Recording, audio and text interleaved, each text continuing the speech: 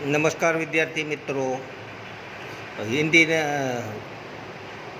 विषय हिंदी पाठ तीसरा, क्या निराश हुआ जाए।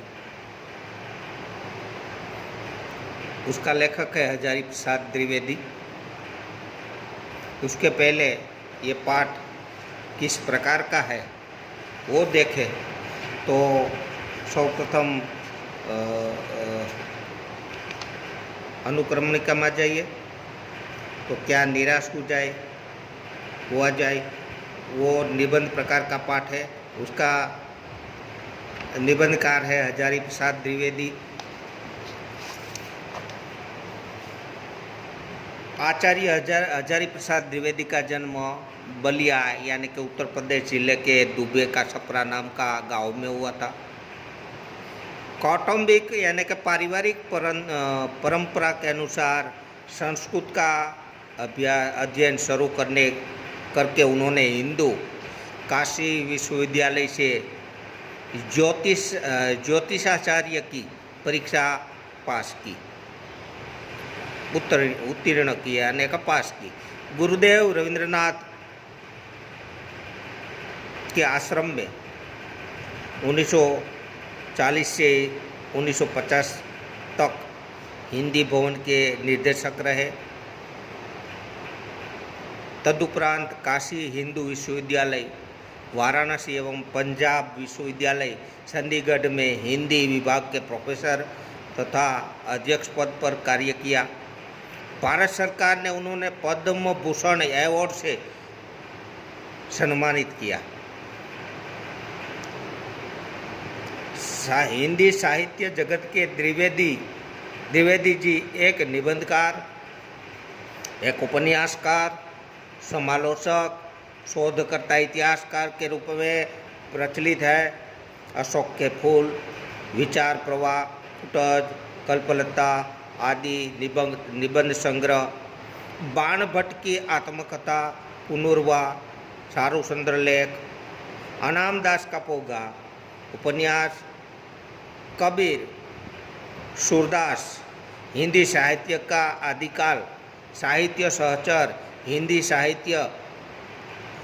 साहित्य उद्भव और विकास, हिंदी साहित्य की भूमिका आदि समालोचना एवं इतिहास ग्रंथ है।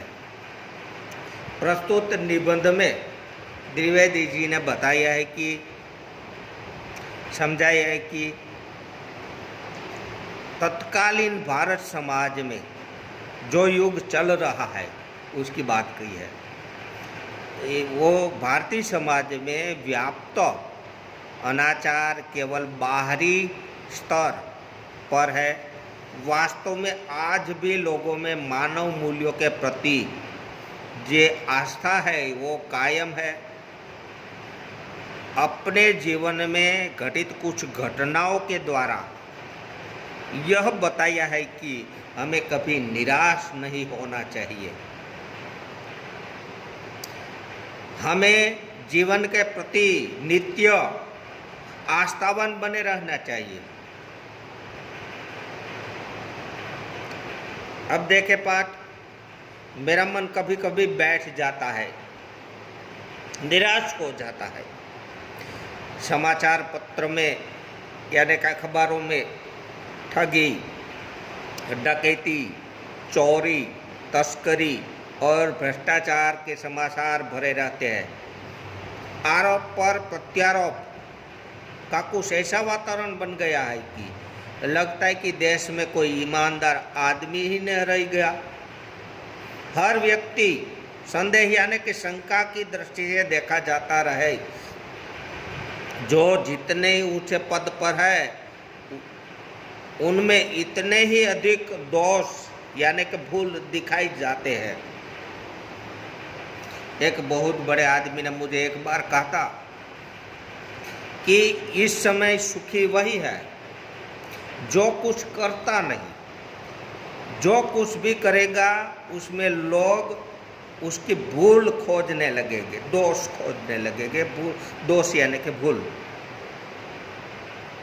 उसके सारे गुण भुला दिए जाएंगे और दोषों यानी कि भूलों को बढ़ा चढ़ाकर विशेष दिखाया जाने लगेगा। दोष किस में नहीं होते? यही कारण है कि हर आदमी दोषी अधिक दिख रहा है और गुणी यानी कि गुणवान कम या बिल्कुल नहीं। स्थिति अगर ऐसी है तो निश्चय ही चिंता का विषय है। क्या यही भारतवर्ष है, भारत भूमि है, जिसका सपना लोकमान्य तिलक या अने महात्मा गांधी ने देखा था?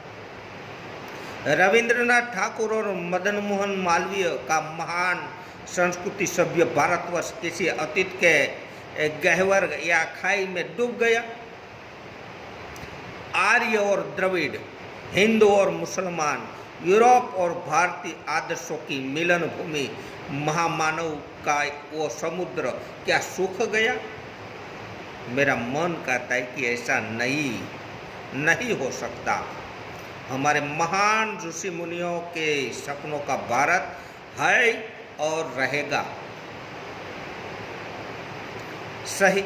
यह सही है कि इन दिनों कुछ ऐसा माहौल बन गया है कि ईमानदारी से मेहनत करके अपना जीवन निर्वाह करने वाले भोले भाले श्रमजीवी पीस रहे हैं और झूठ और फरेब का अर्थ होता है, यहाँ पीछे देखिए, फरेब यानी कि धोखा दगा। फरेब झूठ और फरेब, झूठ और धोखा का रोजगार करने वाले इस समय में फल फूल रहे हैं।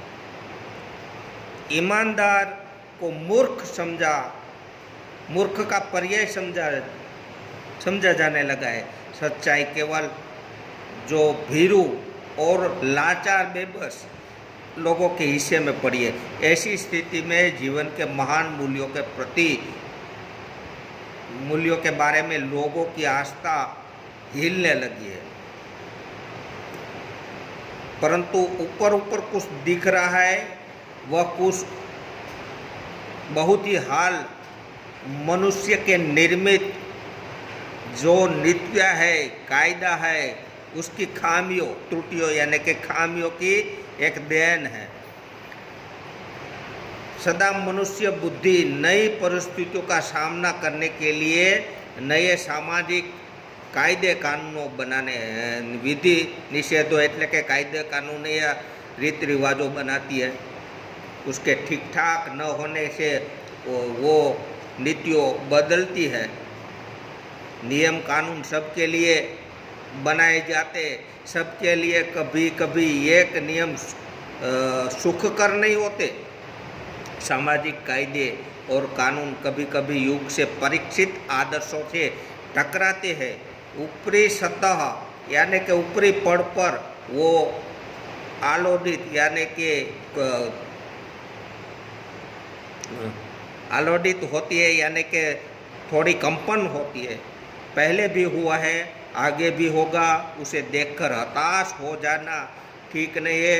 अस्तु, जय हिंद।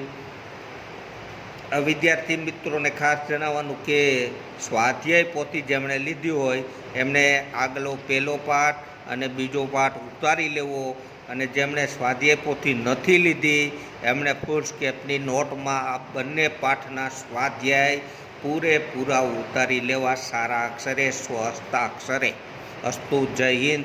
હવે કોઈ પૂછે નહીં કે ભાઈ અમારે સ્વાધ્યાય પોથી નથી લીધી તો શું લેવી, એવું નહીં। તમારે જો સ્વાધ્યાય પોથી લઈ લીધી હોય તો સ્વાધ્યાય પોથીમાં ઉતારવાનું, હવે ન લીધી હોય તો એમને નોટમાં ઉતારી લેવાનું। અસ્તુ, જય હિન્દ।